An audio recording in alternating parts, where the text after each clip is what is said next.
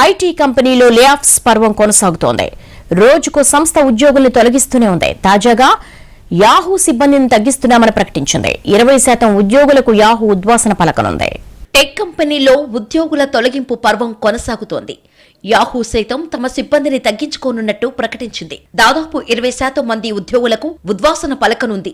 Tech విభాగంలోని ఉద్యోగుల్లో సగం మందిని ఇంటికి పంపనుంది.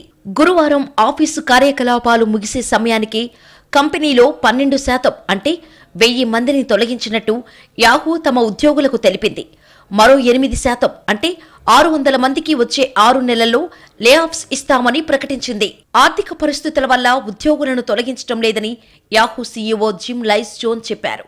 లాభదాయకత లేని కంపెనీ బిజినెస్ అడ్వర్టైజింగ్ విభాగాన్ని మరింత బలోపేతం చేయడం కోసమే ఈ నిర్ణయం తీసుకున్నామన్నారు. కీలక ప్రకటనల వ్యాపారమైన డీఎస్పీలో పెట్టుబడులను తగ్గించుకోవాలని భావిస్తున్నట్టు యాహూ తెలిపింది.